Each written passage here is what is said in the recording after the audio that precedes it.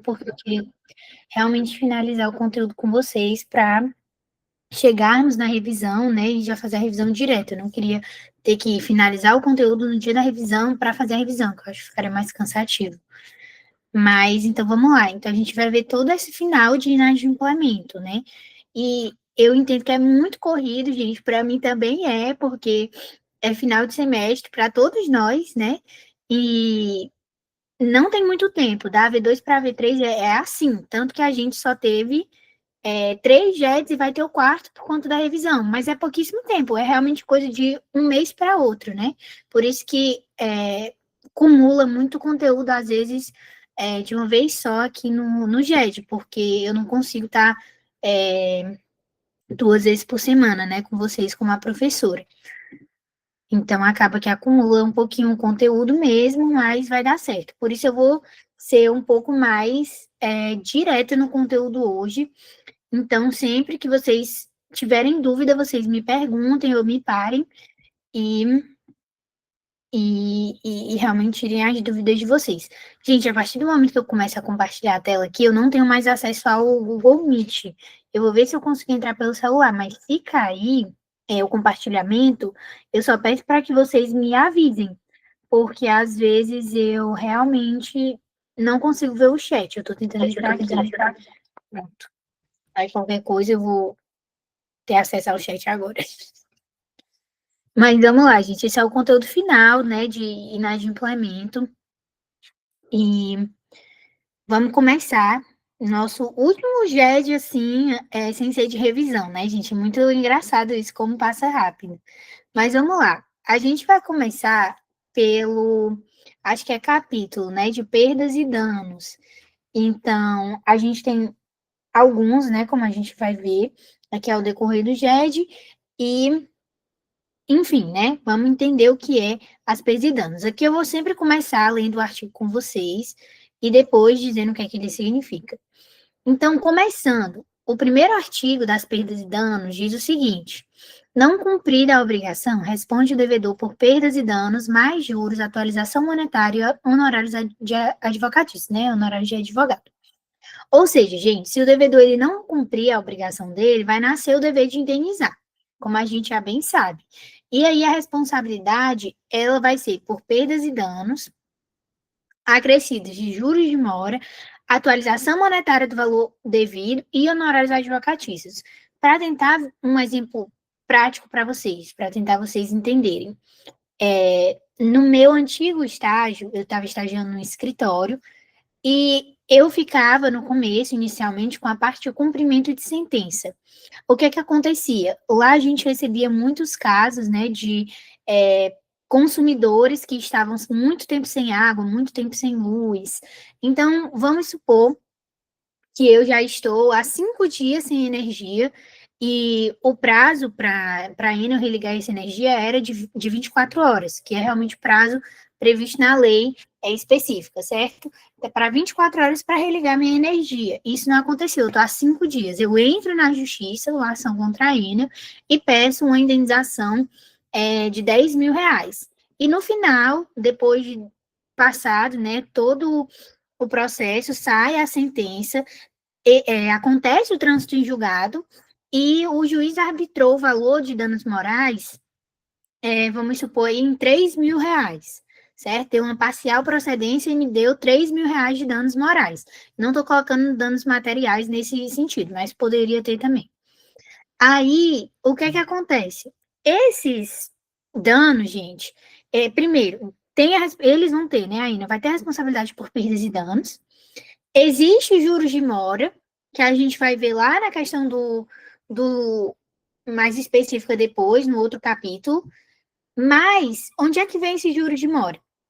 Justamente porque eles não cumpriram com o serviço, nesse caso aqui de religar às 24 horas. Mas isso poderia ter acontecido de um serviço que foi fechado para o seu aniversário, você contratou um buffet e eles não fizeram.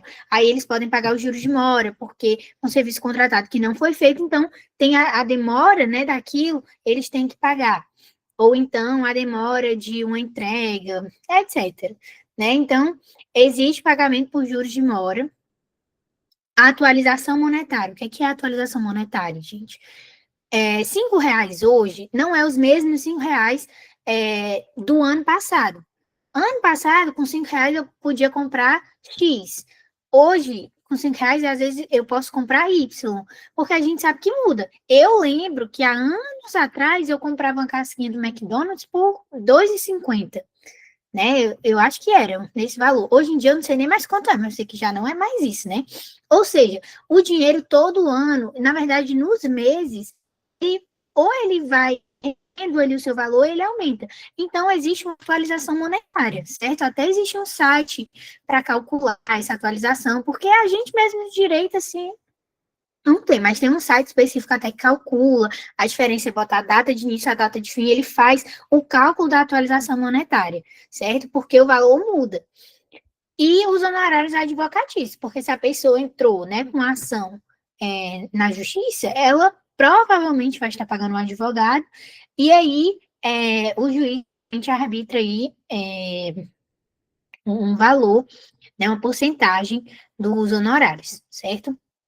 E a gente tem um parágrafo único que diz que, na hipótese de o índice de atualização monetária não ter sido convencionado ou não estar previsto em lei específica, será aplicada a variação do Índice Nacional de Preço ao Consumidor Amplo, o IPCA, apurado e divulgado pela Fundação Instituto Brasileiro de Geografia e Estatística ou do índice que vier a substituí-lo. Ou seja, gente, se as partes não escolherem um índice no contrato e não existe uma lei específica que determine outro índice, vai ser aplicado o IPCA. Certo? É mais decorado isso aqui mesmo, mas ainda bem que vocês vão estar com, eu creio, né, com o VADMECUM lá na hora para olhar. Então, o IPCA, ele é o índice padrão de correção monetária por força da lei, quando nada foi estabelecido. Então, só uma recapitulação, o que é perdas e danos? As perdas e danos, gente, elas representam prejuízo efetivo causado ao credor, certo? E as perdas e danos, gente, elas podem ser dano emergente ou lucro cessante. O que é o dano emergente? É o prejuízo direto, o gasto imediato. Ah, eu bati o meu carro. A batida me gerou um prejuízo de R$ 20.000. Então, esse é um dano emergente. Só que vamos supor que eu sofri essa batida de carro, só que eu sou motorista de aplicativo. Então, essa batida de carro me impossibilitou de trabalhar pelos próximos 5 dias. Então, eu vou estar deixando de ganhar dinheiro porque eu estou sem o meu instrumento de trabalho, que era o carro, já que eu sou motorista de aplicativo. Então, o lucro cessante, ele é aquilo que o credor deixou de ganhar. Se eu sou uma motorista de aplicativo e por conta dessa batida gerou prejuízo material emergente naquele momento de R$ 20.000, mas eu também deixei de ganhar dinheiro, porque eu passei 5 dias sem trabalhar. Então, vamos supor que eu fazia uma média de R$ 1.000 por dia, então eu deixei de ganhar R$ 5.000, e isso é um lucro cessante. É um dano que eu sofri, porque eu não teria perdido esses 5.000 que eu teria ganhado se eu estivesse trabalhando, se não tivessem batido no meu carro, certo? Então, gente, perdas e danos é o que foi perdido ou o que deixou de ganhar, certo? E então, se a pessoa deixou de ganhar algo, isso é um lucro cessante. E se ela, de fato, aquilo ali que ela perdeu, que foi danificado, é o dano emergente dela, certo?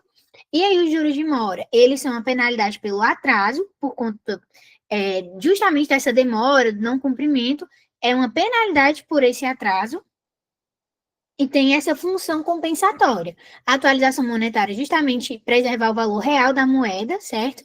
Não é nenhum tipo de multa, é só como eu falei para vocês. O dinheiro, ele vai mudando o valor dele. A gente sabe que muita coisa a gente compra por um valor em um momento, no outro mês já está outra. A própria gasolina, gente, é o valor, uma prova disso, né? Ela vai mudando. Então, os mesmos 1 litro de gasolina que eu pagava no mês passado, hoje em dia já é outro valor que eu pago por 1 litro de gasolina. Então muda, existe uma atualização, certo? Então, mesmo vale para o dinheiro, para essas outras coisas que a gente compra, paga, etc. E os honorários advocatícios, né, que tem uma lei, né, que prevê exatamente o pagamento desses honorários, certo? Então, vamos lá entender um pouco sobre obrigações negativas, que é referente ao 390, tá, gente? Não é o slide todo aqui, é o 390. Gente, o artigo 390 diz: nas obrigações negativas, o devedor é havido por inadimplente desde o dia em que executou o ato de que se devia abster, Gente, uma obrigação negativa é uma obrigação de não fazer. A gente já até viu isso anteriormente. Então, o devedor ele é considerado inadimplente no momento que ele pratica o ato proibido. Porque se numa obrigação positiva eu tinha que fazer e não fiz, eu estou inadimplente. Mas no caso de uma obrigação negativa, eu tinha que não fazer. Mas se eu fiz, eu estou inadimplente, certo? É o contrário. Se a minha obrigação era de não construir ou não pintar a fachada do meu prédio diferente, mas eu peguei e pintei, então eu estou inadimplente, porque a obrigação era de não fazer aquilo e eu fiz. Então, o inadimplemento é instantâneo, tá bom? Ele não vai depender de interpelação, de explicação ou de nada. Se a obrigação é de não construir, de não divulgar, de não compartilhar, não competir, o inadimplemento ele acontece no momento que eu faço, que eu construo, que eu divulgo, que eu compartilho, né? Compito, acho que é compito. Mas acontece no instante dessa violação, certo? E aí, gente, o 391 diz: pelo inadimplemento das obrigações, respondem todos os bens do devedor. O que é que isso significa, gente? Esse artigo, ele fala do princípio de que tudo que está no patrimônio do devedor pode ser usado para satisfazer o crédito, caso ele não cumpra a obrigação voluntariamente. Então, isso é uma garantia para o credor e que o seu direito não vai ficar no ar. Ele tem um patrimônio contra o qual ele pode executar. E as exceções aqui, gente, são os bens impenhoráveis, porque existem bens que são impenhoráveis e que aí eles não vai poder ser tirado desses bens para pagar alguém. Mas isso aqui, gente, fala basicamente, por exemplo, se eu estou inadimplente, a pessoa entra na justiça contra mim para pedir uma indenização e eu, vamos dizer assim, digo que eu não tenho aquele dinheiro, então ele pode penhorar. Você tem um quadro valioso aí na sua casa, pois a gente vai penhorar esse bem para você poder pagar o que você está devendo. Então, é justamente isso. O patrimônio do devedor ele pode ser usado para satisfazer esse crédito. A gente pode diferenciar, gente, responsabilidade pessoal da responsabilidade patrimonial. A responsabilidade pessoal, ela vai recair sobre a pessoa. Exatamente por isso que fala de pessoal. Ela é ligada à culpabilidade individual. Ela é mais comum lá no âmbito do direito penal, certo? Mas a consequência aqui, a gente vai atingir diretamente a pessoa. Pode ser uma prisão, né? Responder uma coisa, enfim, na justiça é ligada à pessoa, certo? Agora, patrimonial vai recair sobre os bens do devedor e não sobre a pessoa, entendeu? Então, o devedor ele vai responder com os bens presentes e futuros, observadas as impenhorabilidades, que o que for impenhorável não pode, né, ser usado como patrimônio para satisfazer o crédito, tá bom? E aí, gente, vamos falar um pouquinho de contratos benéficos e onerosos. O artigo 392 fala o seguinte: nos contratos benéficos, responde por simples culpa o contratante a quem o contrato aproveite e por dolo aquele a quem não favoreça. Nos contratos onerosos, responde cada uma das partes por culpa, salvo as exceções previstas em lei. Gente, vamos lá. Quando é que acontece, no caso, quando acontece, né, um problema no contrato? Quem é que tem culpa nisso? Quem é que tem mais culpa nisso? E aí, esse artigo vai dizer que depende se o contrato é gratuito ou oneroso. Então, nos contratos gratuitos ou benéficos, né, que é como o próprio artigo traz, a parte beneficiada pelo contrato responde por leve, porque ela recebeu vantagem econômica nesse contrato. A parte que não foi beneficiada vai responder somente se tiver dolo, certo? Porque ela não recebeu vantagem e não tem que suportar o risco. Então, vamos lá. Imaginem que Ana empresta sua bicicleta para a Bruna usar de graça. A Bruna é quem está recebendo o benefício, certo? Lembrem que é um contrato gratuito. É que a gente está falando de um empréstimo. Não tem uma pagando e outra pagando também por algo. Não. Uma tá pagando, né? Tá dando a bicicleta, tá tendo ali a obrigação, e a outra tá só recebendo, né? Então, Bruna é quem recebe o benefício. E quando é um empréstimo, ela tem que tomar muito cuidado com a bicicleta, né? Porque depois ela vai ter que devolver para a Ana. A Ana deu, mas sem cobrar nada. Por isso que a gente está falando de gratuito, porque nenhuma pagou nada a outra, certo? Então, aqui ela teria a obrigação depois só de devolver, certo? Então, ela tem aqui a obrigação de tomar um cuidado com essa bicicleta. Agora, se essa bicicleta, ela acaba batendo em um carro com a bicicleta, quebra a bicicleta, se ela deixa a bicicleta num lugar, assim, perigoso e não vê nenhuma forma de resguardar aquela bicicleta e deixa, assim, ao léu e alguém rouba, ela vai responder por culpa, ela não precisa ter tido dolo. Ela não teve vontade de que a bicicleta fosse roubada, ela não deixou ele de propósito para ser roubado, mas ela não teve cuidado, né? Ela foi negligente. E aí a gente, né, no direito penal estuda sobre negligência, imprudência, imperícia. Então isso abrange a culpa, tá, gente? Quer dizer, a culpa abrange isso, no caso. Então, ela pode não ter tido a vontade de que a bicicleta fosse deteriorada, ou quebrada, ou roubada, etc. Mas ela responde por culpa justamente porque ela está recebendo esse benefício. E Ana, ela não ganha nada, ela só responde se ela causa um prejuízo de propósito. Ou seja, se ela empresta essa bicicleta já danificada, né? Se ela faz alguma coisa com a bicicleta antes, já sabendo, certo? Aí ela responde. Então, a culpa aqui é quando a pessoa não queria causar o dano, mas causou por descuido. Como eu dei no exemplo, ou ela usou mal o bem, não cuidou, guardou errado, né? E no dolo é porque a pessoa queria causar o dano ou aceitou esse risco, né? Se sabotou, destruiu, reteve, vendeu de propósito, etc. E aí, quando a gente passa para os contratos onerosos, certo? A gente vai ver que ambos vão responder por culpa, certo? Então, ambas as partes respondem por culpa em sentido amplo e é a responsabilidade bilateral típica dos contratos com obrigações recíprocas, tá? Então, isso ocorre, gente, porque ambas as partes, elas obtêm vantagens econômicas, portanto, ambas devem agir com cuidado equivalente. No outro, não. A gente tinha não tinha uma equivalência, uma reciprocidade, certo? A gente tinha uma gratuidade envolvida, tinha uma parte que não era beneficiada e uma parte que era. Aqui não, certo? Os dois vão estar recebendo benefícios. Então, quanto maior o benefício recebido, maior o grau de responsabilidade. Então, quem ganha mais assume mais risco. E quem não tem vantagem só responde por dolo, que é no caso ali da Ana, né? Naquele empréstimo. Aí, gente, o 393 fala o seguinte: o devedor não responde pelos prejuízos resultantes de caso fortuito ou força maior se expressamente não se houver por eles responsabilizados. Gente, se acontecer um evento inevitável fora do controle do devedor, ele não vai precisar indenizar esse prejuízo, a não ser que ele tenha assumido essa responsabilidade expressamente no contrato. E aí o parágrafo único vai dizer que o caso fortuito ou de força maior vai se verificar no fato necessário, cujos efeitos não era possível evitar ou impedir.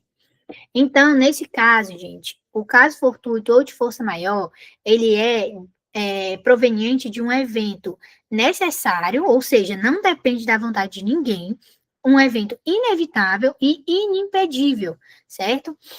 Então, é quando acontece algo que ninguém podia prever ou impedir, tirando do devedor a culpa, certo? Por conta disso, ele não vai ter que indenizar. Então, a força maior, diferenciando do caso fortuito, a força maior, ela é um evento externo, que é inevitável e alheio à vontade humana, certo? Por exemplo, uma enchente, às vezes um furacão, né, um terremoto, um decreto estadual que impede a execução, enfim, é um evento externo que é inevitável e totalmente alheio à vontade humana. O caso fortuito é um evento interno, imprevisível, ligado à atividade. Pode ser uma pane elétrica inesperada numa indústria, um rompimento espontâneo de uma tubulação, uma enorme queda de energia, entendeu? Que afetou não sei quantos estados, não sei quantas cidades, né? É um caso fortuito, certo? E aí a gente passa, saindo dos danos, né? Das perdas e danos, a gente entra para a mora, tá bom? Gente, vamos começar com o primeiro artigo aqui da mora. Ele diz que considera-se em mora o devedor que não efetuar o pagamento e o credor que não quiser recebê-lo no tempo, lugar e forma que a lei ou a convenção estabelecer. Ou seja, gente, a mora, ela é o atraso culpável, certo? Pode ser do devedor, do credor, e é isso que esse artigo fala. Então, esse artigo ele fala exatamente quando alguém passa a estar nesse estado de morosidade, né, de mora. Então, a mora do devedor, gente, é quando ele não paga no tempo, né, no lugar ou na forma que foram combinados. Então, isso a gente já sabe. Passou do prazo e está em mora, certo? Está incorrendo em mora. Agora, do credor, o credor, ele está incorrendo em mora no momento que ele recusa injustamente a receber o que é devido, no tempo, lugar e forma corretos, certo? É isso que esse artigo fala, basicamente. O 395, gente, ele explica o que é que o devedor tem que pagar quando ele está em mora. A gente está falando aqui do devedor, certo? Não do credor. Então, se o devedor ele atrasou, ele vai responder por perdas e danos, juros de mora, atualização monetária e honorários advocatícios. Então, as perdas e danos vai ser todo aquele prejuízo que esse atraso causou ao credor. Os juros de mora é a multa por esse atraso. E a atualização monetária, né, que é para evitar que o valor perca exatamente o próprio valor com o tempo. E os honorários advocatícios, como eu já falei para vocês, né? Se ele teve que acionar um advogado, ele vai ter que pagar por esse trabalho, né? Então, se eu não me engano, essa parte aqui, eu acho que é o parágrafo único, não tenho certeza agora que eu não estou com o código aberto. E diz que se o devedor atrasar, tanto que a prestação perder o sentido para o credor ele pode recusar e exigir só as perdas e danos, certo? Então, vamos lá. O 396, ele fala que não havendo fato ou omissão imputável ao devedor, não incorre este em mora. Ou seja, gente, se o atraso ele acontecer por motivo que não é culpa do devedor, ele não vai estar em mora e não precisa pagar juros, multas nem honorários, tá?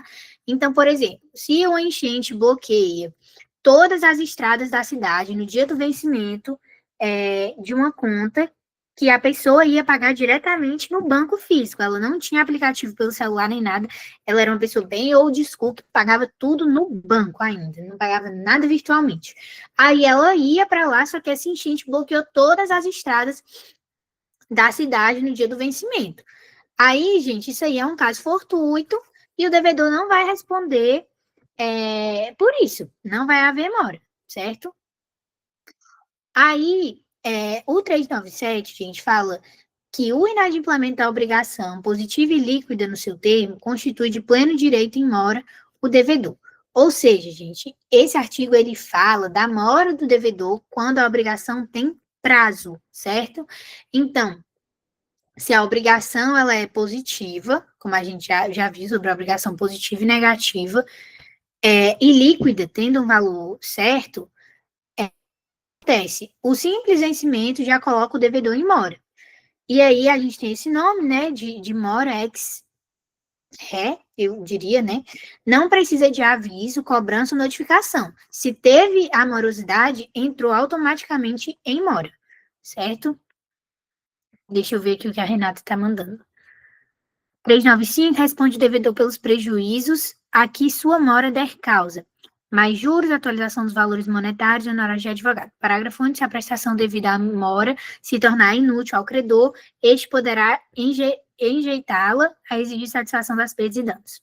Por gentileza, você pode comentar o parágrafo único acima? Sim, é exatamente isso aqui que eu falei. Se o devedor atrasar tanto que a prestação ela perde o sentido para o credor ele pode recusar, né, o cumprimento e exigir só as perdas e danos. Então, por exemplo, o que acontece aqui? Pode ser que eu tenha, no meu aniversário, eu pedi um bolo de aniversário para eles entregarem, eles falaram que ia entregar no dia do meu aniversário. Chega o dia do meu aniversário e eles não trouxeram bolo, fiquei sem bolo no meu aniversário. Eu entro com a ação para que eles, vamos dizer assim, que eu ainda quero aquele bolo para depois, né? Já paguei mesmo, então eu vou querer esse bolo de todo jeito, né? Juiz, eu quero cumprimentar a obrigação desse bolo. Eu quero que eles me entreguem esse bolo ainda. Entrei com a ação judicial para que eles cumpram a entrega desse bolo. Independente de já ter passado meu aniversário. Tudo bem que eu passei pelo prejuízo, né, de ter uma festa sem aniversário, mas eu ainda quero a entrega do bolo. Então, eu entro com essa ação de obrigação de fazer, certo? E eles vão pagar por mora porque ainda não me entregaram, certo? Só que aí começa a atrasar tanto que perde o sentido para mim cobrar esse bolo.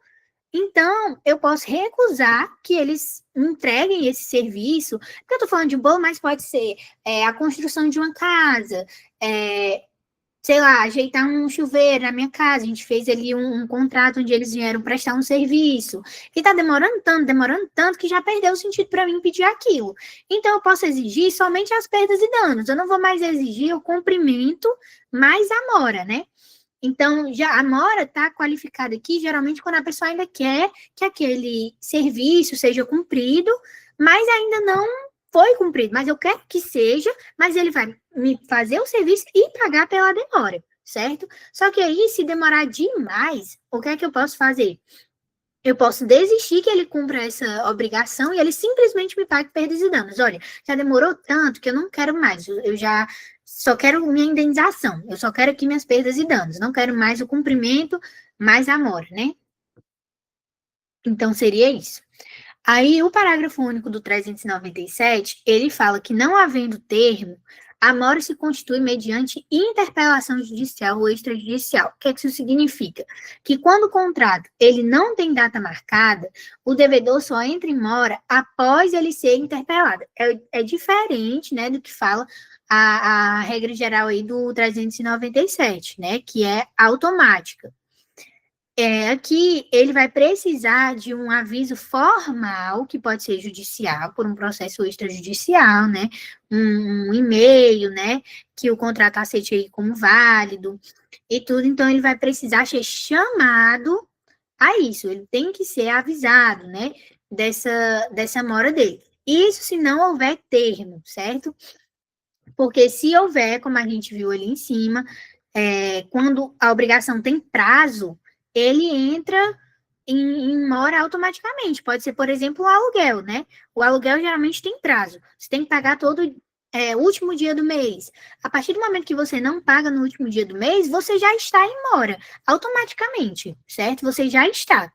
É isso que esse artigo 397 fala. É automático, você não precisa de aviso, você já sabe que se você está atrasado. Agora, o parágrafo único fala que, não havendo termo, né, não havendo o prazo ali, a mora se constitui mediante interpelação judicial ou extrajudicial. Então, se a gente não tem um prazo, acordou um prazo, não teve um termo, no momento que eu entrar na justiça contra você, é que você vai saber que você está constituído em mora, certo? O 398 diz: nas obrigações provenientes de ato ilícito, considera-se o devedor em mora desde que o praticou. Ou seja, gente, se alguém comete um ato ilícito, se estraga algo, causa um acidente propositalmente, ofende ou destrói um patrimônio, por exemplo, ele automaticamente já está constituído em mora, no exato momento desse ato. Então, não vai precisar de aviso, notificação, prazo, vencimento, nem data. E aqui esse é o caso de mora ex delicto. Então, no momento que acontece o ato ilícito, no momento que você faz aquela coisa errada, sabendo que está errada, né? Aí você já está constituído em mora. Então, se você, por exemplo, tem a obrigação de entregar um sofá, a empresa tem a obrigação de entregar um sofá para a casa da pessoa, e propositalmente eles derrubam esse sofá, propositalmente rasgam esse sofá, danificam esse sofá, então a mora vai ser a partir daquele dia que eles cometeram aquele ato ilícito, certo?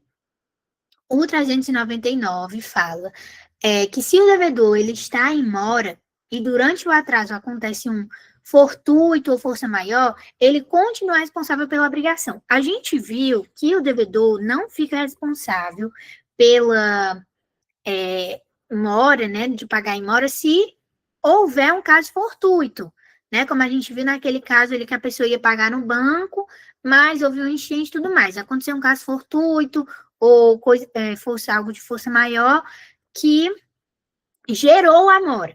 E aí, como não conseguiu fazer naquele dia por conta desse caso fortuito, ele não fica em mora, porque ele poderia ter cumprido naquele dia, mas não cumpriu por conta de um caso fortuito ou força maior. Só que aqui o 399 fala o seguinte, que se ele já estava em mora E aí acontece um caso fortuito ou de força maior depois. Se ele já estava e acontece depois. Durante o atraso acontece um caso fortuito ou de força maior, ele continua responsável pela obrigação, certo? Então, se ele, por exemplo, ia entregar o sofá, mas tem uma enchente, como teve lá no Rio Grande do Sul, que destruiu diversos locais, ele não tem mais como entregar. E não é porque ele, como é que eu posso dizer? Não quis, é porque teve uma enchente que impediu que ele fizesse aquela entrega, mas isso foi antes de ele estar em mora. Vamos supor que era para ele entregar dia 10 o sofá na casa da Renata. Mas aí tem uma enchente no dia 9. Ele não estava em mora ainda. Então ele foi impossibilitado de entregar o sofá para Renata no dia 10 por conta da enchente do dia 9. Então, depois que passar o dia 10, ele não vai ser responsável por isso, por conta do caso fortuito que aconteceu, certo? O caso fortuito não, de algo de força maior, nesse caso. E aqui, o que é que ele fala? A empresa tinha que entregar o sofá no dia 10 e não entregou. E aí, no dia 12, acontece uma enchente que, pronto, danifica toda a loja. Gente, ele não pode alegar, mas foi um evento de força maior, destruiu todos os meus sofás. Aí, o que a Renata vai alegar? Bom, era para você ter entregue dia 10. No dia 10 não teve enchente. Então, você tinha como ter entregue dia 10 e não entregou. Então, você já estava em mora, você já estava atrasado. O evento aconteceu depois, então ele já estava atrasado desde o começo. Então, ele não pode suscitar um evento que aconteceu depois para justificar aquilo. Ah, mas destruiu tudo. Tudo bem, destruiu tudo no dia 12. No dia 10 ainda tinha, você não pagou. Você não entregou o que você deveria. Então, se o devedor já estava atrasado, mesmo que ocorra um evento inevitável, ele continua obrigado a indenizar, certo? O artigo 400 fala o seguinte, gente: a mora do credor subtrai o devedor isento de dolo à responsabilidade pela conservação da coisa. Obriga o credor a ressarcir as despesas empregadas em conservá-la e sujeita-o a recebê-la pela estimação mais favorável ao devedor, se o seu valor oscilar entre o dia estabelecido para o pagamento e o da sua efetivação. Vamos entender o que é que isso significa, né, gente? Quando o credor está em mora, ou seja, quando... Isso aqui a gente está falando de credor, não estamos mais falando de devedor, certo? Então, prestar atenção também nas nomenclaturas. Quando o credor ele se recusa injustamente a receber o pagamento, o devedor ele deixa de ser responsável pela conservação daquela coisa, desde que não haja dolo, desde que ele não tenha, enfim, né, prejudicado aquela coisa na intenção de prejudicar, né? Então, desde que não haja dolo. O credor ele deve reembolsar as despesas que o devedor teve para conservar a coisa. Se o valor da coisa variar, o credor será obrigado a recebê-la pelo valor mais favorável ao devedor. Então, vamos supor, nesse exemplo, a obrigação é devolver um carro alugado no dia 10. No dia 10, eu tenho que devolver esse carro alugado. O locador, que é o credor, se recusa a receber esse carro sem motivo. Diz assim, olha, eu não quero receber esse carro hoje, você me devolve daqui a uma semana. Gente, eu não tenho uma obrigação de devolver esse carro daqui a uma semana, se eu tinha que devolver no dia 10. Se a gente acordou que era no dia 10. Aí, se ele me manda voltar só na próxima semana, o devedor volta para casa com o carro e guarda como pode, né? Tipo, não era minha intenção e tudo, então vou ter que dar um jeito de ficar com esse carro aqui para devolver na próxima semana. Só que nesse caso, gente, se o carro arranhar, amassar ou sofrer desgaste natural, o devedor não vai responder, porque ele não tem culpa.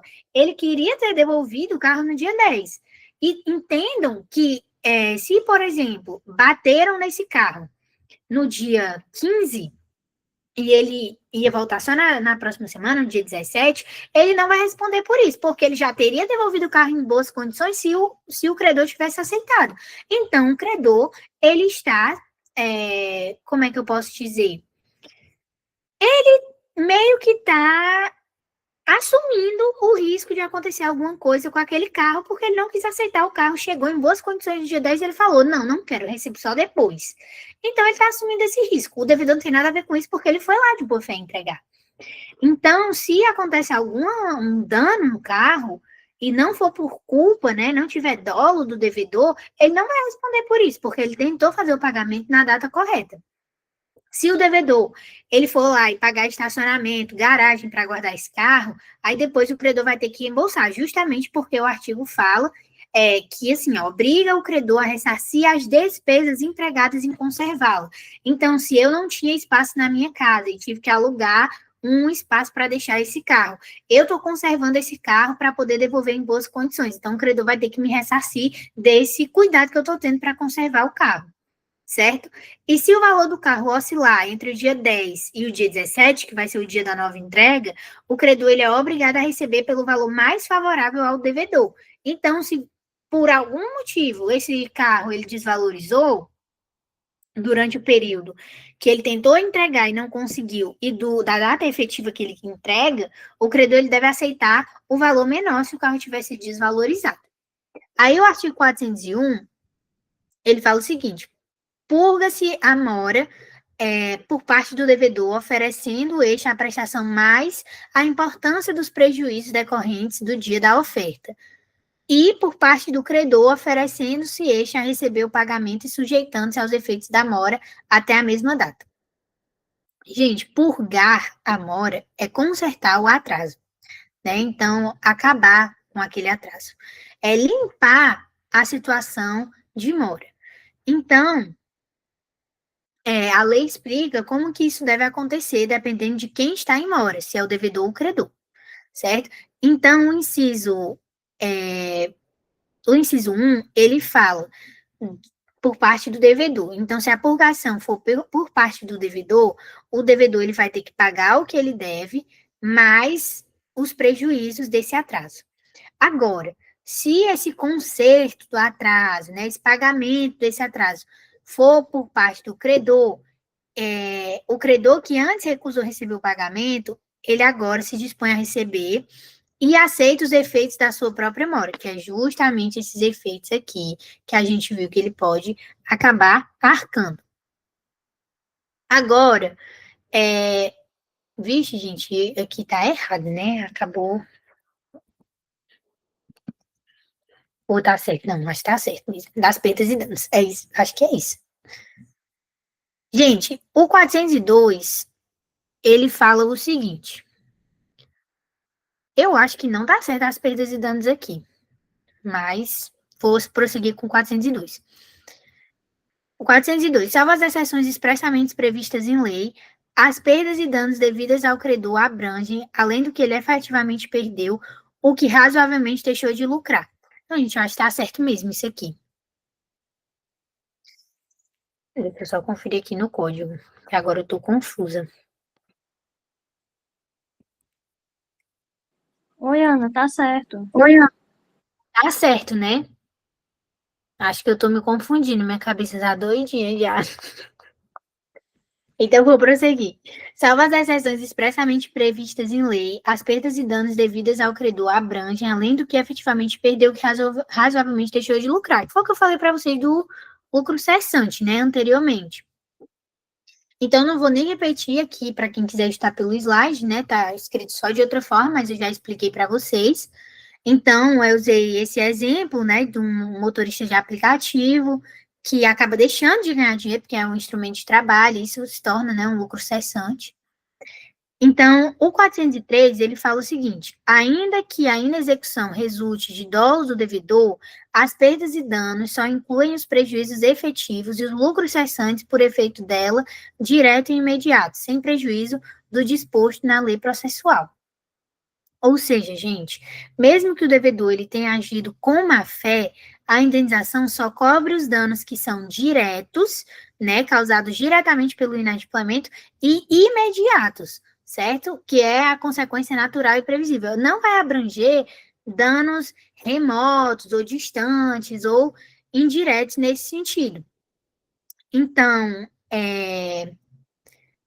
estou tentando pensar aqui num exemplo para vocês.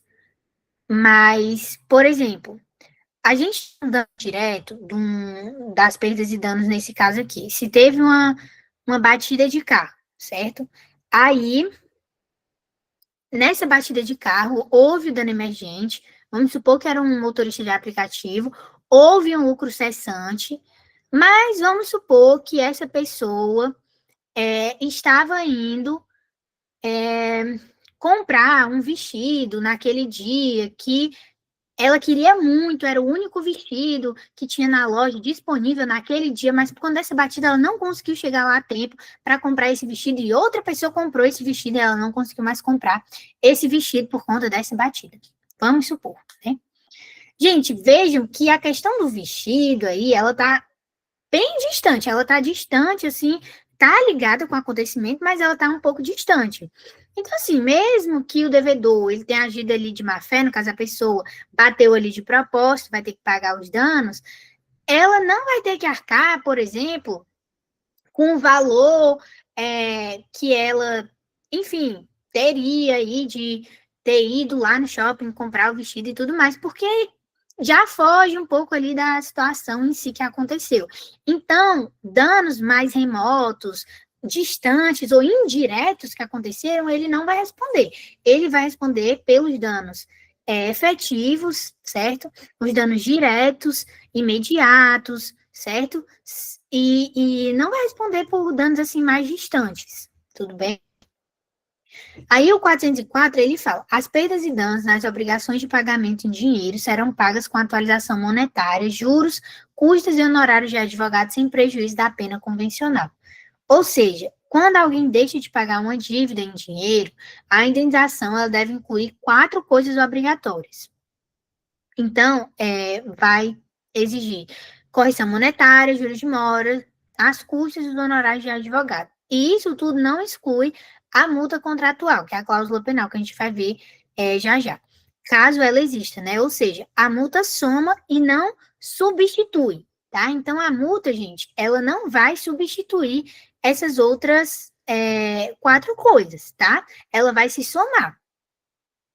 Provado que os juros de mora não cobrem o prejuízo e não havendo pena convencional, pode o juiz conceder ao credor indenização suplementar. Gente, esse parágrafo único, ele diz que se os juros não forem suficientes para compensar o prejuízo real e se não houver cláusula penal, o juiz ele pode mandar pagar uma indenização suplementar, desde que o credor prove que o dano foi maior. Ou seja, o atraso em dívida em dinheiro, ele gera um pagamento da correção, mais juros, mais custos, mais honorários. E se tiver uma multa contratual, essa multa é somada à correção monetária, juros, custos e honorários. Ela não vai ser uma substituição. Agora, se não tem multa, esse juiz ele pode dar uma indenização extra se ele entender que o prejuízo foi maior que os juros. Então, vamos tentar entender o seguinte. Maria devia R$1.000 a João e atrasou, certo? Aí João vai receber esses R$1.000, mais a correção monetária, juros de mora, custos e honorários advocatícios se ele tiver entrado na justiça para pedir isso. Se esse atraso fez João perder uma oportunidade de ter prejuízo de R$300, mas os juros que estão ali, né, de mora, só compensam R$50 e não existe multa no contrato, o juiz ele pode mandar Maria pagar mais R$250 de indenização, porque ele entendeu que João perdeu uma oportunidade que era ali no valor de mais ou menos R$300. Então, se teve uma batida de carro, né? Eu vou usar o exemplo da batida porque é mais fácil de visualizar. Teve uma batida de carro que Maria bateu em João, teve que pagar R$1.000 aí pelo conserto. Só que ela atrasou, né? Vamos dizer assim, esse pagamento, e João precisava desse dinheiro, vamos dizer, para poder ajeitar logo o carro, porque ele ia fazer um bico que valia R$300. Então, ele precisava que ela pagasse aqueles R$1.000 naquele dia, para aquele bico que ele tinha conseguido, que ia dar R$300 para ele, certo? Então, ele teve um prejuízo aí de R$300 por conta desse trabalho, né, que ele ia fazer, e tudo, e os juros só compensaram R$50. Então, o juiz ele pode mandar Maria pagar mais 250 de indenização, porque ele entendeu que os juros nesse caso, né, e não tinha multa nesse caso, e aí os juros não foram suficientes para compensar. E o 405, ele diz que os juros de mora, eles começam a ser contados a partir da citação da petição inicial. Ou seja, no momento que o devedor é oficialmente avisado do processo. Gente, aqui eu não conseguiria entender assim, uma explicação exata do porquê isso aqui é contado a partir da citação inicial, mas eu sei que é de fato, né? Tanto que quando a gente vai fazer os cumprimentos de sentença para calcular, né? Como eu dei o exemplo para vocês no começo do JET, falando desse caso aí da Enel, que se no final o juiz me deu R$ 3.000 a título de danos morais, ele vai falar do índice de correção monetária e ele tem que falar, senão você pode até mesmo entrar com embargo de declaração por omissão, assim, de ele não falar qual é o índice de correção monetária, de a partir de quando vai ser os juros contados e tudo mais. Eu acho que tem alguns que botam os juros ou é a correção monetária, a partir da data da sentença, às vezes, né? Mas, via de regra, eles começam a ser contados a partir da data da citação da inicial. E eu sempre só aceitei esse artigo, né? Eu acho mais um artigo decoreba, de você saber que os juros começam a ser contados a partir da citação, certo? Então, por exemplo, João vende um celular para Pedro, que deve pagar no dia 10. E aí Pedro não paga, né? Então, João vai ter direito à correção monetária, juros, custos e honorários, a gente já viu isso. E aí, no parágrafo único, fala que se por causa do atraso João precisou comprar outro celular às pressas e pagou mais caro, e os juros não cobrem esse prejuízo, e não existe multa no contrato, aí o juiz pode mandar Pedro pagar essa diferença a mais. Isso relacionado ao artigo 404, né, gente? O artigo 405 eu falei para vocês que eu acho o artigo mais decoreba mesmo, porque, sinceramente, na prática, ele realmente é mais assim, você só aceita ele e aplica. E aí, quando a gente fala aqui dos juros legais, tá, gente? O artigo 406 e os parágrafos dele. Essa parte aqui dos juros legais, eu acho a parte mais decoreba, gente. Eu não sei nem como é que a professora Roberta poderia cobrar isso aqui. Mas, que bom que vocês vão ter a consulta para olhar na hora, porque não tem muito aqui o viés da gente entender como é que calcula essas coisas. Eu também nem acho que ela deve ter explicado como é que faz esses cálculos para vocês. E até onde eu sei, os advogados, a maioria usa realmente sites, né, confiáveis, que fazem esses cálculos, porque aí já não adentra tanto o nosso mérito como o pessoal do direito, né, essas questões de como calcular os juros, a taxa tal, menos isso, menos aquilo, enfim. Então, acho que é mais uma questão de decorar aqui o básico e entender minimamente o que é que o artigo e os parágrafos falam. Mas, vamos lá, o artigo por si só, ele fala que quando o contrato não disser qual é a taxa de juros, ou disser, mas não colocar o percentual, ou quando a lei mandar cobrar juros, então será usada a taxa legal. Aí o parágrafo primeiro, né, gente? A taxa fala da taxa legal. E o que é essa taxa legal? Atualmente, a taxa legal é a Selic, tá? E ela é descontada a parte que corresponde à atualização monetária. Ou seja, a taxa legal, ela corresponde à Selic, eu não sei se a professora poderia inverter, tá? Que a taxa legal é, sei lá, o IPCA, né? Que é o índice de correção monetária. Eu não sei como é que ela poderia cobrar isso em prova, sinceramente. Eu nunca vi nenhuma prova, né? Mas no nosso JET de revisão, eu vou tentar elaborar alguma questão nesse sentido, ou ver se tem questão de concurso assim. Mas, vamos lá. Quem explica como que calcula a taxa legal? Aí é o que o parágrafo 2º fala, que o Conselho Monetário Nacional é quem define a regra e o Banco Central divulga. É basicamente isso que esse parágrafo está falando. E o parágrafo 3º diz que se o cálculo da taxa legal ficar negativo, ele vira zero. Ou seja, não pode existir juros negativos, ele só fica zerado, certo? Então, quando o contrato ele não definir juros, vai ser usada a taxa legal, que é a taxa Selic, certo? E as regras de cálculo são feitas pelo CMN, e a divulgação é feita pelo Banco Central, e a gente não pode ter resultado negativo. Se for negativo, a gente considera os juros como zero. E aí o artigo 407 diz que o devedor sempre deve pagar juros de mora, mesmo que o credor não prove prejuízo. Isso aqui já é um pouco mais importante, tá? Então, esses juros, gente, eles valem para dívidas em dinheiro e também para as obrigações de outra natureza, desde que tenham sido transformados em valor em dinheiro, certo? Ou seja, é alguma obrigação que depois foi convertida em perdas e danos, né? Ou seja, ela se tornou um dinheiro depois. Então, gente, se a obrigação ela tiver um valor pecuniário definido, os juros por atraso são obrigatórios, sem discussão, certo? Então, os juros de mora é a punição pelo atraso, né? E não a indenização pelo prejuízo, tá? Então, tem que saber diferenciar isso, porque juros de mora está falando justamente, é uma punição porque você atrasou, não é uma indenização pelo prejuízo em si, certo? Você pode não ter cumprido, você vai pagar por não ter cumprido, mas você vai pagar também pela demora que você teve, pela demora de você não ter feito esse serviço. É tipo uma punição dupla, né? E por isso não depende de provar o dano. Se já tiver tido um atraso, gente, e um valor definido da obrigação, já nasce o dever de pagar juros. Então, quando ele fala que não precisa comprovar prejuízo, gente, é porque, por exemplo, eu posso ter feito algum pedido de algo e aquilo não chegou para mim. Vamos usar esse exemplo do sofá.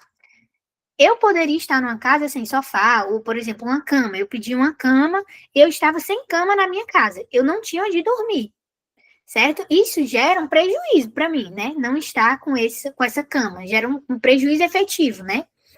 Mas vamos supor que eu já tenho, era uma cama assim, só porque eu queria botar num quarto de visita, mas eu nem tinha visita ainda, nem nada, e tudo mais. Gente, os juros de mora, pela demora dessa entrega, eles vão ser cobrados independentemente de se aquilo me prejudicou, se aquilo me abalou moralmente ou não. Pode não ter me abalado moralmente, tipo assim, se chegasse hoje, se chegasse daqui a uma semana, não me faria diferença. Mas, independente disso, é o que está falando no artigo. Os juros vão ter que ser pagos porque eles não precisam de uma comprovação de prejuízo, eles são uma punição pelo atraso, e não a punição por um abalo moral. Isso aí está mais ligado a realmente perdas e danos, né? Os danos morais. Mas, enfim, não precisa efetivamente comprovar que teve um prejuízo para ser pago juros de mora. Não precisa. E aí vamos ver sobre a cláusula penal. Gente, o 408, ele fala o seguinte: incorre de pleno direito o devedor na cláusula penal, desde que culposamente deixe de cumprir a obrigação ou se constitui em mora. Gente, a cláusula penal, ela tem que estar no contrato, expressa, né? É uma cláusula, só que uma cláusula penal, certo?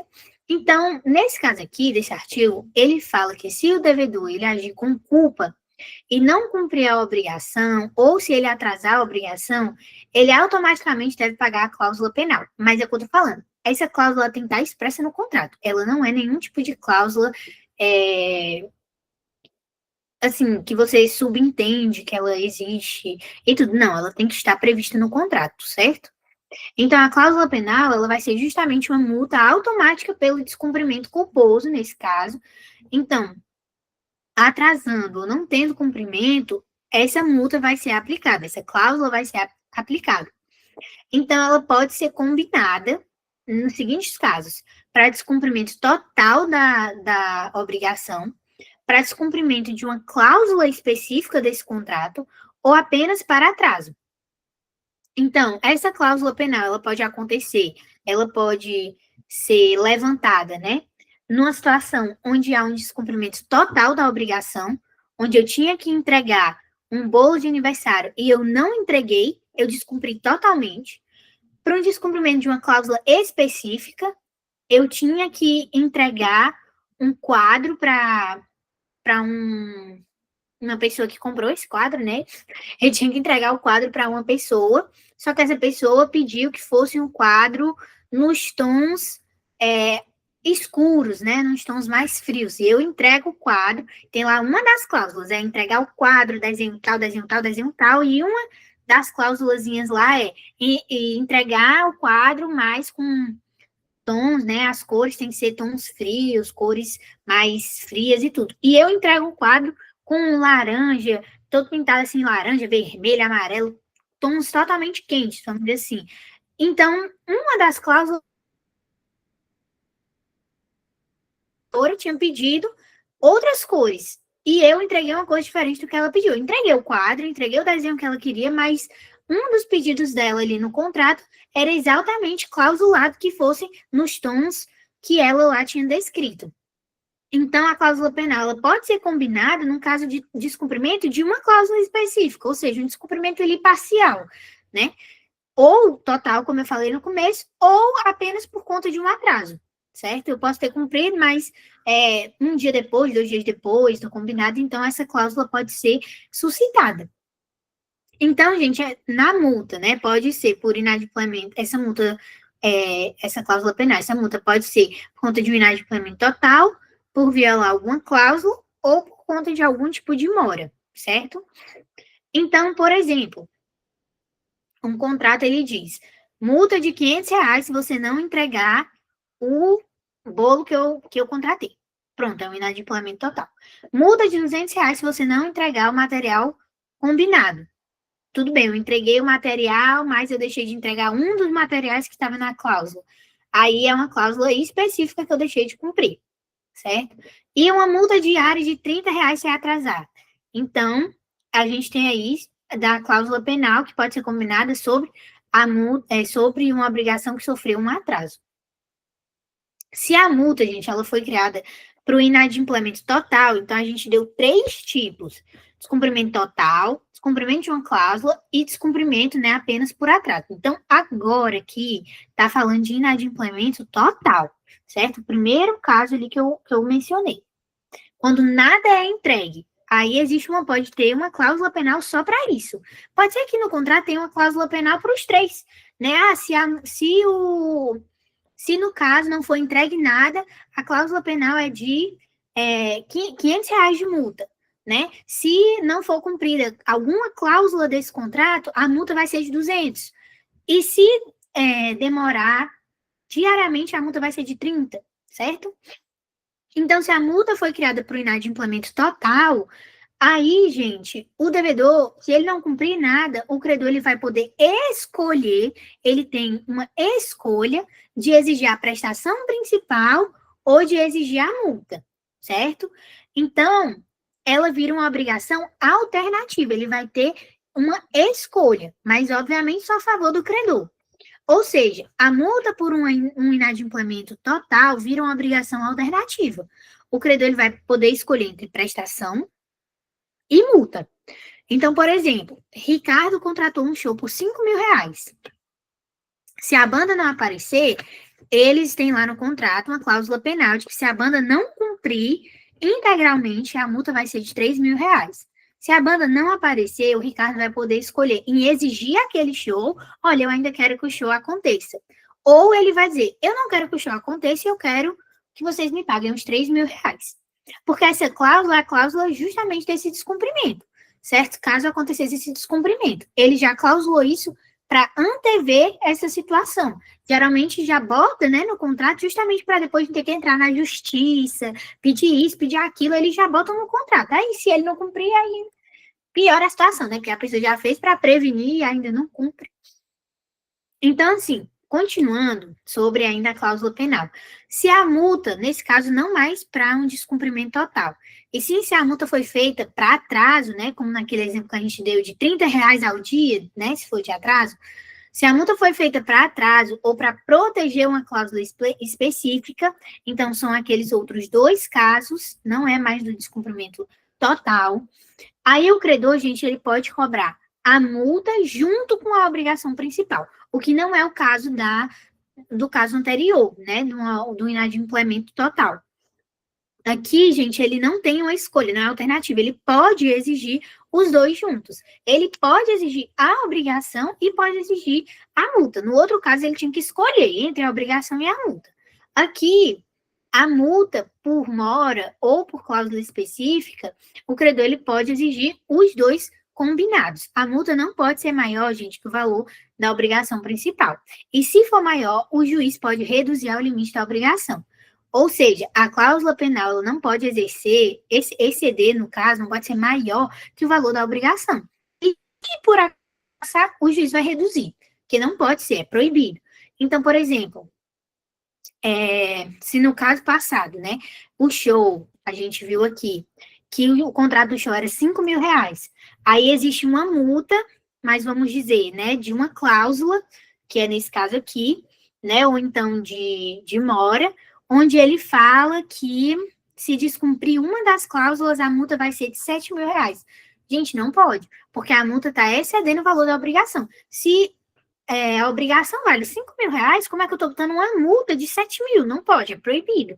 Então, aí o juiz vai reduzir esse valor ao limite da obrigação, que é o R$ 5.000, propriamente, né? Então, o juiz deve reduzir a multa quando a obrigação foi cumprida em parte, se não faz sentido cobrar multa cheia, se a multa é claramente exagerada, ou se tiver muito desproporcional, ele vai ajustar ao que é razoável. Então, a análise leva em conta a natureza e a finalidade do negócio, ou seja, gente, o contexto em geral. Aí o juiz ele vai ter que reduzir a multa se houver um cumprimento parcial ou se a multa for realmente excessiva, certo? Porque não tem sentido ele cobrar a multa toda se a obrigação foi cumprida de certa forma, certo? Ou então, se a multa for excessiva, que é nesse caso aí que ultrapassa até mesmo o valor da obrigação, certo? E aí, o 414 fala que quando a obrigação é indivisível, só faz sentido se cumprida toda e não em partes, né? Porque ela é indivisível, não tem como eu dividir aquela obrigação. E se existir mais de um devedor, e apenas um deles falhar, existem mais de um devedor naquela obrigação indivisível, e um deles falha, todos vão entrar na penalidade, todos podem incorrer na multa, mas só o culpado paga essa multa inteira. Os outros só vão responder pela parte deles, certo? E aí o parágrafo único diz: os devedores não culpados podem depois cobrar do culpado aquilo que pagaram indevidamente, que é a ação regressiva, né? Que a gente até viu na solidariedade sobre isso.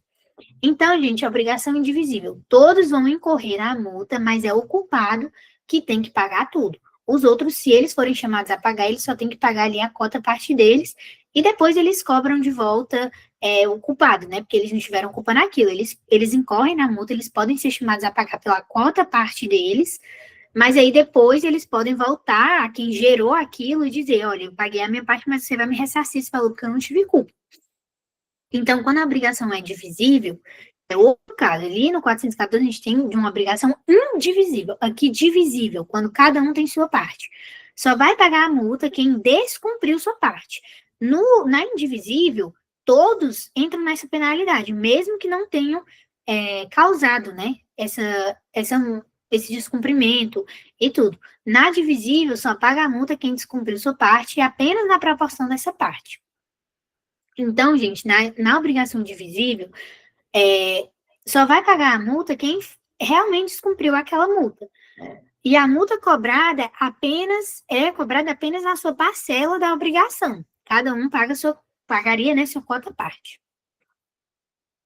O 416, ele diz que para cobrar a multa contratual, o credor ele não precisa provar prejuízo, parecido ali com o que a gente viu nos juros de mora.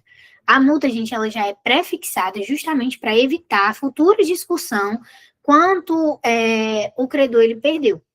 Então, a multa ela pode ser cobrada sem prova de prejuízo nenhum, parecidíssimo com o que a gente viu ali do juros de mora.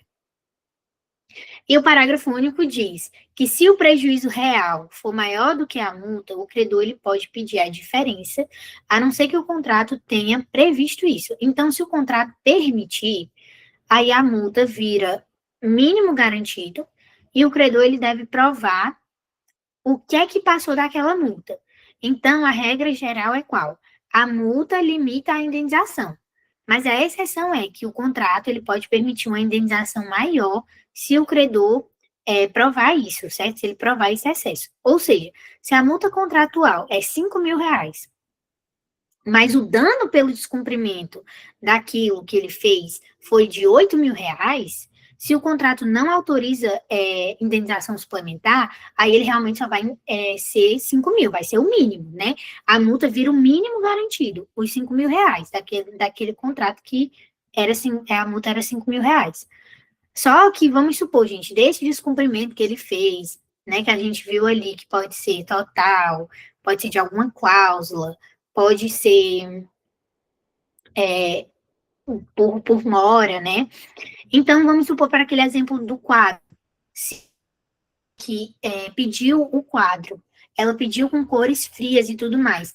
Ela pediu aquele quadro porque depois ela ia vender, revender, né, no caso, ia revender aquele quadro para outra pessoa de outro país e tudo mais. E aí, vamos supor que essa pessoa desse outro país ia pagar 8 mil reais pelo quadro. O descumprimento daquela cláusula dos tons errados que ele usou era de 5 mil reais, mas o prejuízo que ela sofreu porque ela ia revender esse quadro foi de 8 mil. Aí, ela só pode exigir a multa suplementar, né, se tiver clausulado isso, se tiver compactuado isso. Se não, ela realmente só vai poder receber os 5 mil reais. Mas se o contrato autorizar, a multa vai ser o mínimo, né, vai ser o mínimo ali da multa, vai ser 5 mil, mas se ela provar que a pessoa ia pagar 8 mil e tudo mais, e que ela teve mais 3 mil reais de prejuízo, e o contrato autorizar, aí pode ter essa indenização suplementar. E finalizando, gente, sobre as arras ou sinais, né? As arras, gente, são sinais, são valores entregues no início do contrato para demonstrar que as partes realmente querem fechar o acordo. Gente, a forma mais fácil de vocês visualizarem isso é, por exemplo, quando um prestador de serviço cobra um adiantamento. Muitas vezes ele pede um adiantamento justamente para que não passem a perna nele, né? Se você vai fazer uma maquiagem de casamento, muitas vezes a maquiadora ela lhe cobra antecipadamente, às vezes 50% do valor. Por quê? Porque ela vai estar tirando do tempo dela, ela vai estar fechando um horário com você e não com outro cliente, justamente para poder prestar aquele serviço. E se você não paga nada e no dia dá um calote nela, né? Ela perdeu dinheiro, perdeu tempo. Então, é a forma mais fácil de vocês visualizarem isso aqui na prática, né? Isso acontece muito, né? De pedirem adiantamento de valor, né? Quando vão prestar algum serviço. É comum demais. Então, o 417, ele vai regular apenas o que acontece com as arras quando o contrato é cumprido. Gente, se o contrato ele for cumprido, deu tudo certo, essas arras ou elas vão ser devolvidas ou elas vão ser abatidas do valor final do contrato. Ou seja, se eu contratei com uma maquiadora para fazer uma maquiagem em mim, porque eu ia para uma festa de casamento, e o valor dessa maquiagem era 500 reais, e ela pede 50% desse valor. Eu pago os 250 reais para ela. Aí, desse valor, essas arras que eu dei, não faz sentido, nesse caso, serem devolvidas, né? Elas vão ser, nesse caso, abatidas no valor do final do contrato. Se o contrato era de 500 reais, né? Então, vai ser abatido. Eu só vou pagar agora os 250, que é geralmente o que acontece, né? Mas vamos supor que a pessoa não me exigiu esse valor para ser descontado. Ela só disse assim, olha, eu me dei 100 reais de garantia e depois que eu fizer isso, eu lhe devolvo 100 reais. Eu só estou dando como garantia. Aí elas podem ser devolvidas, né? Isso quando o contrato é cumprido. Só que esse artigo, gente, ele vai falar, vai ter uma partezinha lá, quando vocês forem ler, que ele fala se do mesmo gênero da principal. E isso vai significar o seguinte: se as arras forem da mesma natureza da obrigação principal, elas podem ser abatidas. Então, se há uma compra de bem, né, que pode ser um tipo de arra, tá, gente? Não é só dinheiro. Um bem também pode ser dado em arras, tá? A prestação de serviço, né, são arras em dinheiro. A compra do bem pode ser dada em arras em dinheiro.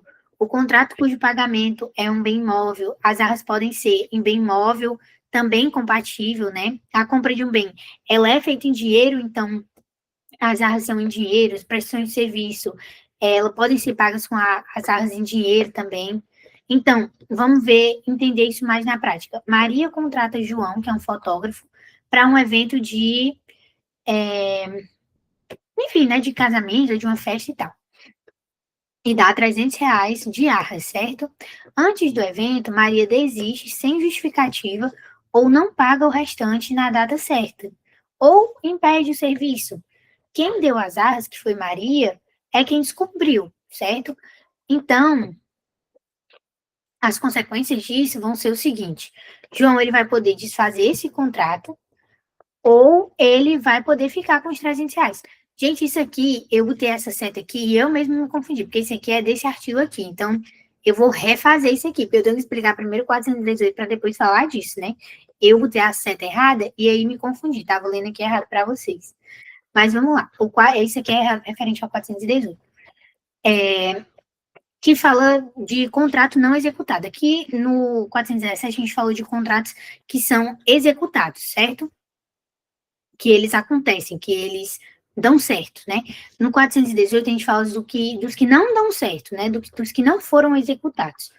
Aí, as arras, gente, elas viram uma penalidade, tá bom?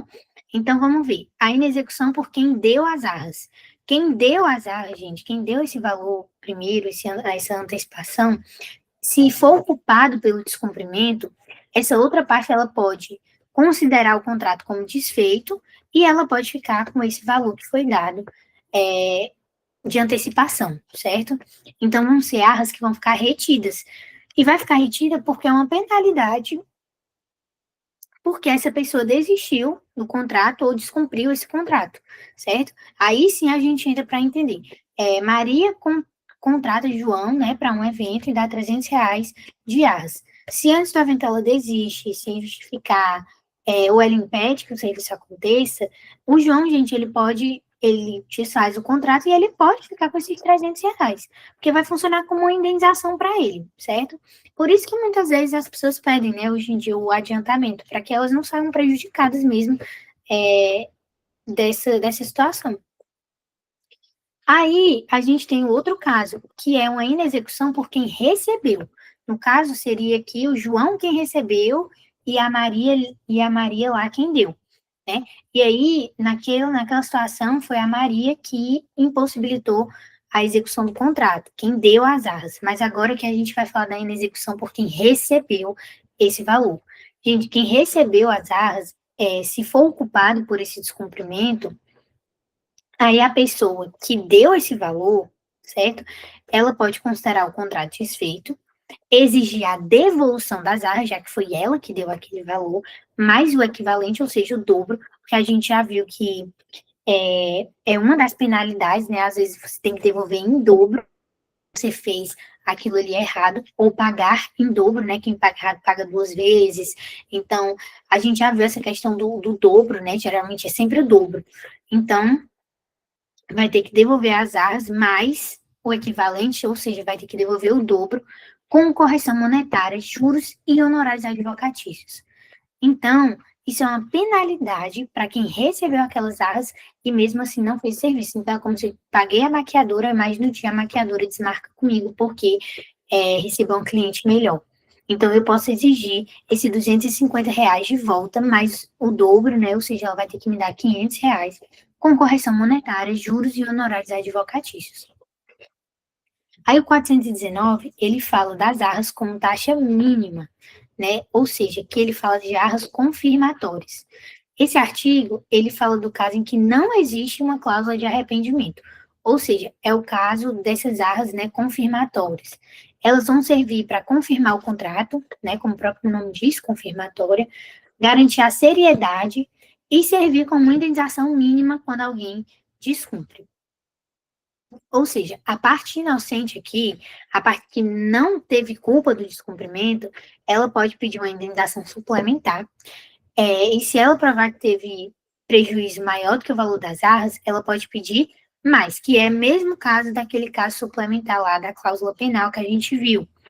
Então, as arras são uma taxa mínima, um piso da indenização, certo? Então, se as minhas arras foram de 250, não tem sentido eu pedir um valor menor que esse. Começa a ser o valor mínimo. É tipo o piso mesmo de onde eu posso começar a pedir a minha indenização. Certo? E a gente também tem, gente, falando sobre exigir o cumprimento do contrato, mais perdas e danos. Então, além de poder pedir indenização suplementar, eu posso exigir o cumprimento do contrato ainda, e pedir também as perdas e danos.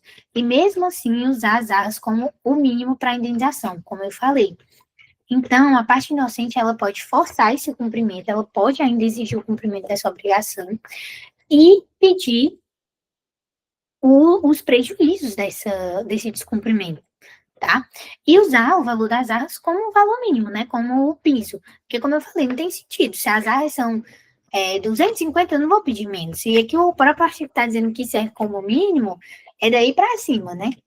Então, Carla pagou R$ 300 de arras para contratar João, que é um pintor. João some, não aparece, e ela precisa contratar outro pintor que cobra R$ 1.200, né? Que era, vamos supor, 200 a mais do que João cobrava. Então, João cobrava 1.000, né? Carla, gente, aqui é a parte inocente. Aí ela vai poder exigir as arras em dobro, vai poder exigir R$ 600, vai poder pedir a indenização suplementar, que foi R$ 200, porque João cobrava 1.000, o outro pintor cobrava 1.200. Então, ela teve um prejuízo a mais, porque não foi só a questão de não ter tido, né, o serviço, e sim que ela teve que contratar uma pessoa que era mais cara do que ele, certo? Então, as arras aí, como a gente já viu, são a taxa mínima, né? E ela pode pedir ainda, exigir o cumprimento dessa obrigação, tá? Mas nesse caso ela tinha contratado outro pintor, então acho que nem faria sentido ela fazer isso, mas ela poderia também. E aí, para finalizar, gente, o 420 fala de arras penitenciais, ou seja, quando existe direito de arrependimento. As arras confirmatórias não existem o direito de arrependimento. Aí, nesse artigo, trata de uma situação contrária, né? Que é quando o contrato ele tem esse direito de arrependimento para uma ou ambas as partes. Ou seja, com essa cláusula, gente, as arras não vão ser confirmatórias, né? E elas vão passar a ser penitenciais, né? Se alguém aqui vai à igreja, né, e tudo, a gente fala às vezes muito sobre penitência, né? Sobre os atos penitenciais. Por exemplo, eu particularmente sou católica, e aí, quando a gente termina de se confessar, vai e confessa com o padre, geralmente depois da confissão tem alguma penitência. E quando a gente vai se confessar, é exatamente porque a gente se arrependeu, né, dos nossos pecados, então a gente teve ali um arrependimento, e posteriormente a gente geralmente tem algum tipo de penitência, né? E aí, é justamente isso que fala, né? Aqui tem um direito de arrependimento, há um arrependimento, e depois essas arras são, por isso que elas são penitenciais, né? Então, elas têm o preço da desistência, e é só isso. Então, se existe direito de arrependimento, quem deu as arras perde como indenização, e quem recebeu as arras devolve o valor mais o equivalente. E não existe, gente, indenização suplementar nesse caso, como existe no outro. As arras penitenciais, elas vão te dar o direito de desistir, pagando o preço da desistência, somente isso. Não vai caber aqui pedir prejuízo extra, vai ser simplesmente você pagar o preço dessa desistência. Então, o direito de arrependimento para o cliente, num exemplo que a gente vai ver aqui, Débora paga R$ 200 de arras, né, para reservar um ensaio fotográfico. O contrato diz que o cliente ele pode desistir. Olha, você pode desistir. Então, Débora desiste. A consequência vai ser, ela perde os R$ 200. E não vai ter nenhum tipo de indenização extra. Esses R$ 200 são o preço da desistência, certo? Então, aquelas próprias arras vão ser o preço da desistência no caso de ter uma cláusula falando, né, que a pessoa pode desistir. Agora, vamos tentar ver o direito de arrependimento para o prestador. O contrato diz, o fotógrafo também pode desistir.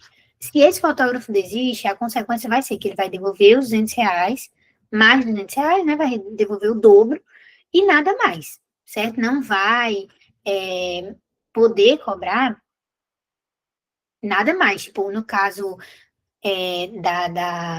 da Débora, né, não vai poder cobrar do fotógrafo, no mesmo caso da outra, que contratou um pintor por 1.000 e o outro foi 1.200, ela pôde pedir R$ 200 de complementar. Não vai poder nesse caso. Se ela contratou, o fotógrafo desistiu, e o outro fotógrafo que ela contratou foi R$ 500 mais caro, ela não vai poder exigir a indenização suplementar, justamente porque tinha uma cláusula, né, de direito de arrependimento. E aí, essa restituição das arras, né, das arras mais o dobro, vai ser o valor que ele paga por essa desistência. Agora, num contrato bilateral com direito de arrependimento, porque em um, ali no primeiro caso, era só para o cliente, no segundo caso, só para o prestador de serviço, né? Só para o devedor, outro só para o credor, enfim. E aí, no caso de contrato bilateral com direito de arrependimento, tanto de um quanto do outro, ambas as partes podem desistir até 48 horas antes do evento. Aí, isso tem escrito no contrato. Não, isso aqui não é o que tem no artigo, isso aqui é o exemplo. Ambas as partes podem desistir até 48 horas antes do evento, tanto fotógrafo quanto débito. Aí, gente, quem deu as arras vai perder e quem recebeu devolve em dobro. E acabou. Pronto. É basicamente a acumulação desses outros dois. E aí, gente, peraí. Aqui eu fiz uma mini tabela só para ficar mais fácil, né? Assim, das arras confirmatórias e penitenciais, que as confirmatórias não têm esse direito de arrependimento, as penitenciais possuem o direito de arrependimento, e quem descumpre nas arras confirmatórias perde, né, se tiver dado as arras, quem recebeu devolve em dobro. O mesmo acontece nas arras penitenciais, mas qual é a diferença? Não existe indenização.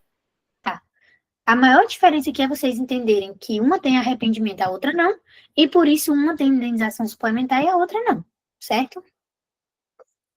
E aqui, só para entender que as arras confirmatórias garantem o contrato, permitem pedir prejuízo extra, e as penitenciais, elas pagam o preço da desistência, sem nada além disso. Certo, gente? Então, esse foi o dia de hoje.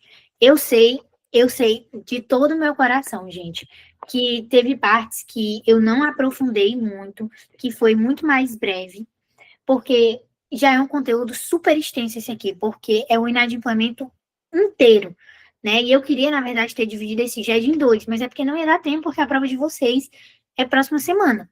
Então, eu só peço para que vocês tirem dúvida comigo e quando vocês forem estudar, né? E me mandem todo tipo de confusão que vocês tenham sobre qualquer coisa, porque eu geralmente gosto de dar mais exemplos. Eu sei que hoje em si eu não dei tantos exemplos, eu dei de alguns, outros eu passei mais por cima mesmo, porque eu achei que não era tão relevante, mas é porque não ia dar tempo, gente. Foi, acho que 1h30 de GED, né? Quase isso, porque era um conteúdo realmente muito extenso para um GED só, né? Então, por isso que eu meio que corri mesmo com o GED. E, enfim, mas na revisão, quando eu for colocar questões sobre isso, não se preocupem que eu vou contextualizar bem, mas é porque realmente precisava terminar o conteúdo até, até hoje, né? Para vocês conseguirem participar da revisão normal. Mas eu vou disponibilizar o slide, né? Leiam com atenção os artigos também. Enfim, peço desculpa também, porque eu sei que foi um jet corrido, eu sei disso.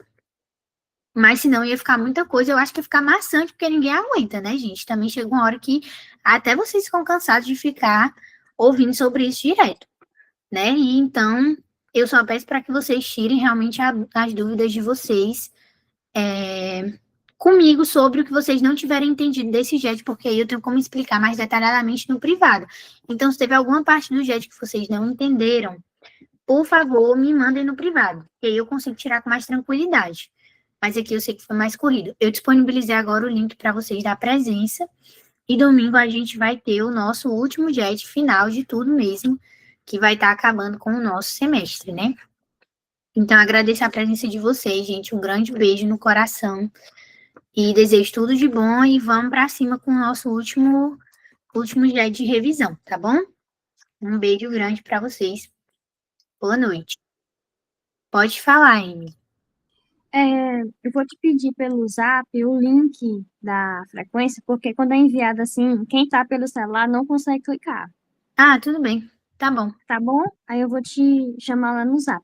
Obrigada Tá por tudo, certo. Anny. Sem problema. Eu que agradeço.